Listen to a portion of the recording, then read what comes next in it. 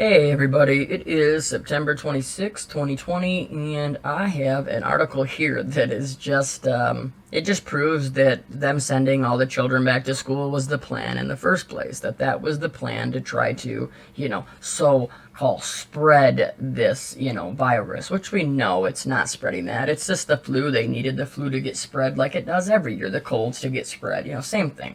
They just needed those symptoms to be everywhere.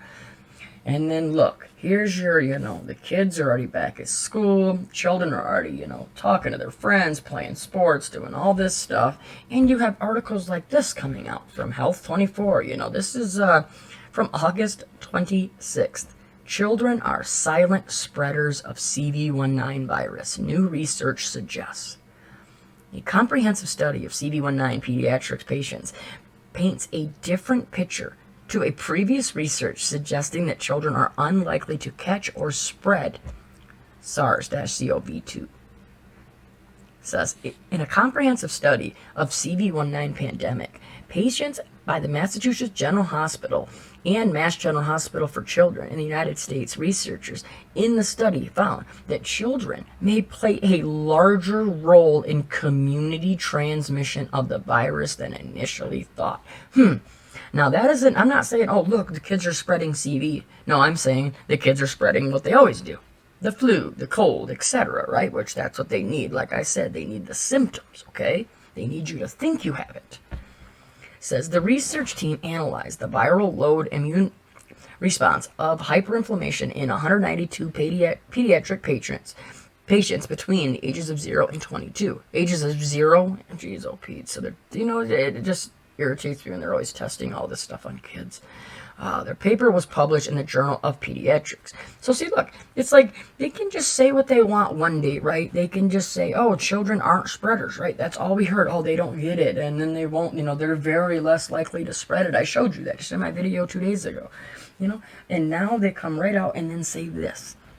It shows how they can say whatever they want. It doesn't matter. That is the news these days. There is nothing that they can't say. They just run with whatever they want, and then if they get called out on it, if they get, caught lying about it like they have, they just come out and say, oh, sorry, that was an editing error, or that was, oh, we didn't check, we should have checked into that, but we're sorry. And what do? They run it on the back page, or they run it on, the bottom ticker. You'll never even hear about it, okay? That's how they do it. That's psychological warfare. And I want you to listen to this. This is from Ohio, okay? Listen to how hard they are pushing this, and listen and watch the doctors and the nurses, whatever they are up here. They smirk, they laugh. Look at this. Just check this out, how hard they're pushing this. More than 4,000 deaths may be hard to comprehend for many of us.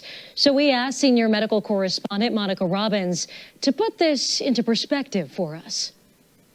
There should be no reason why an infectious disease is ever in the top 5 cause of death. It hasn't been almost 100 years. According to the National Center for Health Statistics, 100 years ago in 1920, influenza, heart disease, and tuberculosis were the top 3 causes of death. Vaccines managed to knock flu out of the top 5, but it is still in the top 10 today. 2017 is the most recent morbidity numbers from the CDC, and not much has changed in the last few years. And now with over 4,000 deaths, COVID has surpassed flu. COVID is probably on par right now to rank about 6 or 7 as far as the causes of death in the state of Ohio.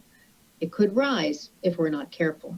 If COVID managed to kill more than 4,000 people in the second and third quarters of the year, doctors fear what may happen when cold and flu season hits and we're stuck inside. We haven't done cold months with COVID yet here in Ohio, and I dread this winter. Ohio may be doing better than other states because of mandates, but this pandemic is far from over. It's going to be the 3rd leading cause of death in the United States. A lot of that depends upon us. It's all in our hands as far as what we choose to do in protecting ourselves and others. That includes getting a flu shot, and the basic guidelines won't be ending soon. I plan on keeping your masks in through 2021.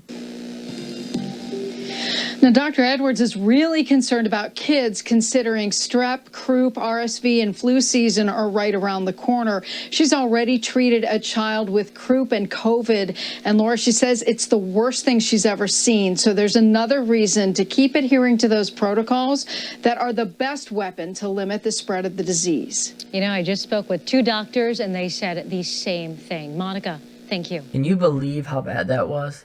Can you believe that they sit up there and they literally smile and then say, oh, I can't even think about how bad that is. That is psychological warfare. That's what I'm talking about. That's how bad they're pushing this. So people that don't get to listen to people like me and people like you trying to spread the truth, they get that all day long. That's why we have to share this information, because we can get through to these people. We just have to keep trying. Everybody stay safe, stay strong, continue to pray, because we are truly being attacked on every angle, whether it's weather or, what we're seeing here with this psychological warfare and coming after us for every right that we ever thought we had. We must stay strong. We must stand together. We can do this. Everybody, will talk to you soon. God bless.